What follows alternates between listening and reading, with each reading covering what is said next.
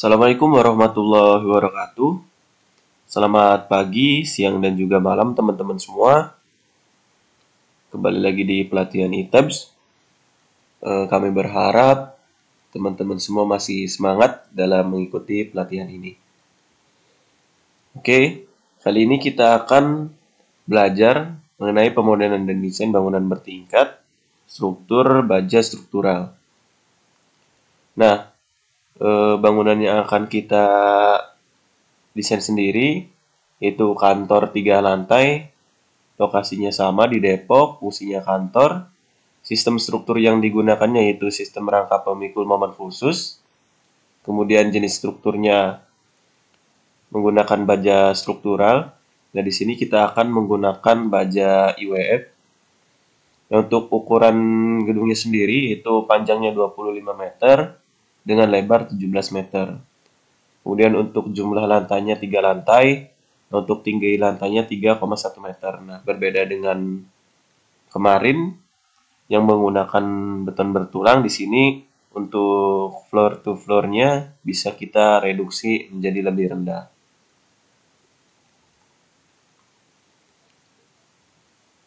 Nah, kemudian kita menentukan material baja yang akan kita gunakan.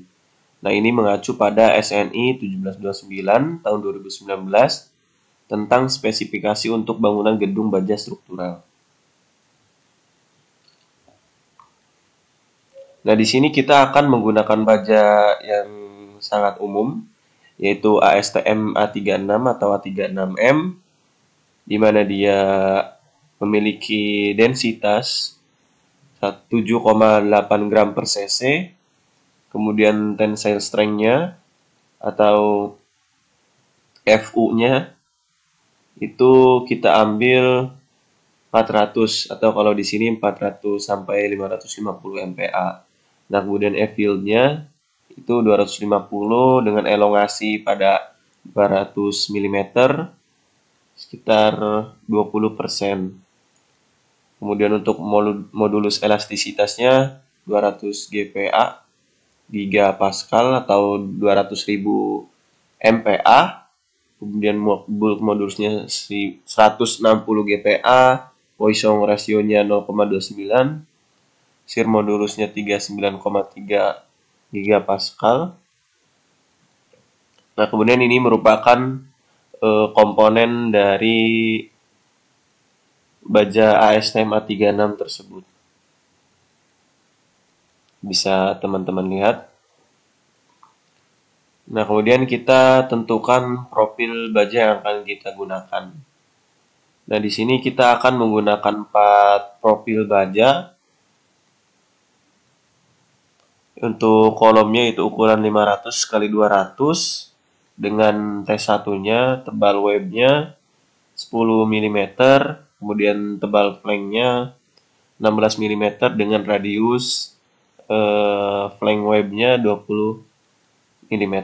Nah, ini untuk spesifikasi dari unit way, geometrical moment of inertia maupun yang lainnya. Kemudian untuk balok induk kita gunakan 400 x 200 x 8 x 13 x 16. Nah, untuk balok induknya. Kemudian kita juga gunakan balok anaknya.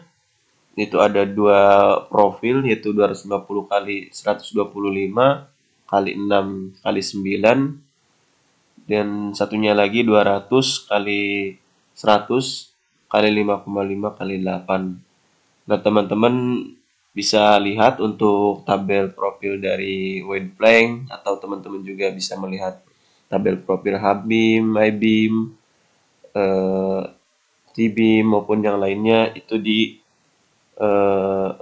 modul baja Gunung Garuda yang telah kami sediakan di Google Drive. Nah, ini mengacu pada JIS 3192.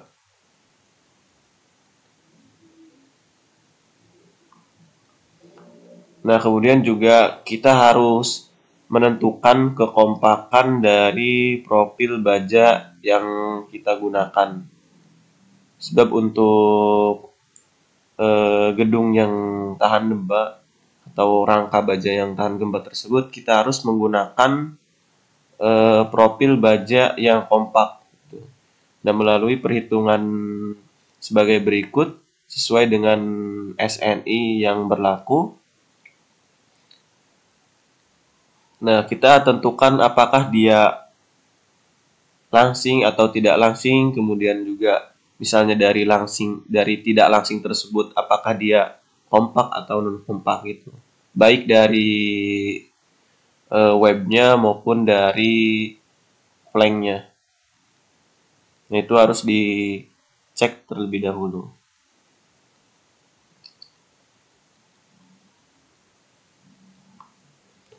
Nah, kemudian kita tentukan slab yang akan kita gunakan. Nah, di sini kita akan menggunakan slab dengan ketebalan 120 mm. Kemudian untuk dasarnya kita tambahkan bondek dengan ukuran 0,7 mm, di mana dia memiliki impulsnya 400 kg per meter persegi. Nah, ini untuk penentuan bentangnya. Apakah dia slab satu arah, slab dua arah, maupun yang continuous. Nah, bisa dilihat di sini kan ada slabnya untuk satu area. Nah, kemudian juga dari slab tersebut ditahan oleh balok anak pertama. Nah, sehingga dari 5.000 ukuran 5 meter tersebut atau 5.000 mili tersebut menjadi 4 segmen, yaitu 1.250 mm. Di sini kita mendekati 1.250 mm, atau yang paling terkecilnya kalau di sini 1.643 mm. Nah, untuk maksimum spannya berarti dia masih memenuhi lah untuk menggunakan spesifikasi bondek tersebut.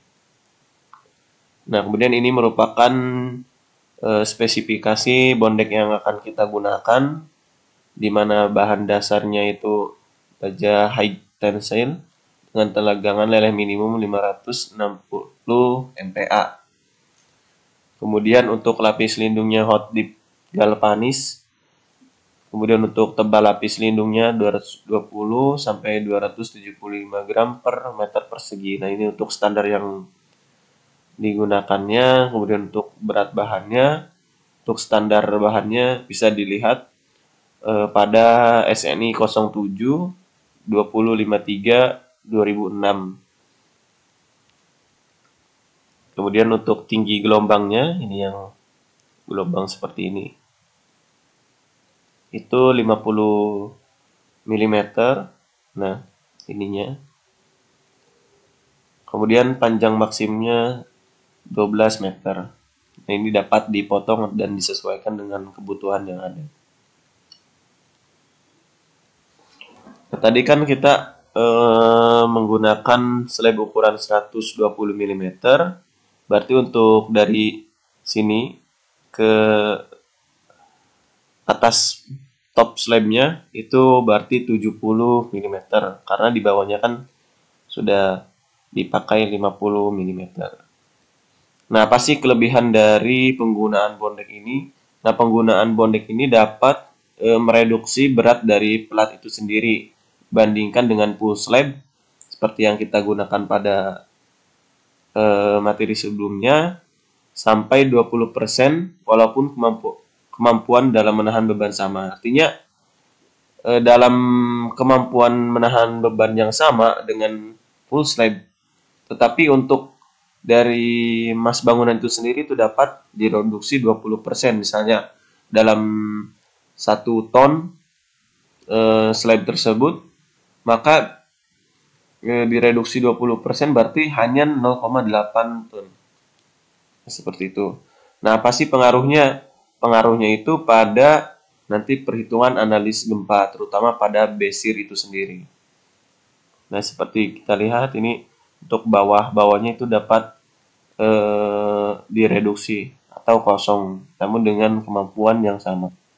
Nah, ini untuk pendulangan yang ada di mana dia pakai shear stud juga. Oke. Nah, ini untuk penentuan bebannya ini mengacu pada SNI 1727 tahun 2020 atau yang terbaru, di mana fungsi dari bangunan tersebut kita gunakan sebagai perkantoran. Maka untuk sistem lantai aksesnya untuk ruang kantor itu sebesar 2,4 dan untuk ruang komputer 4,79. Nah, berhubung di sini kita asumsikan semuanya ruang kantor, maka kita gunakan 2,4 kN per meter persegi. Nah, seperti biasa untuk define super dead load-nya ada adukan semen, mekanikal dan elektrikal, kemudian menutup lantai maupun yang lainnya itu kita asumsikan sesuai dengan nilai pada umumnya, maka didapat untuk super dead load-nya 1,5 kN per meter persegi dan untuk beban dindingnya kita asumsikan 2 kN per meter persegi. Nah, seharusnya ini mengacu pada spesifikasi misalnya dinding, partisi, atau berat semen yang kita gunakan untuk perhitungan yang lebih akuratnya gitu. Nah, berhubung di sini kita belajar, maka cukup kita asumsikan saja. Oke, sekian dan terima kasih. Wassalamualaikum warahmatullahi wabarakatuh.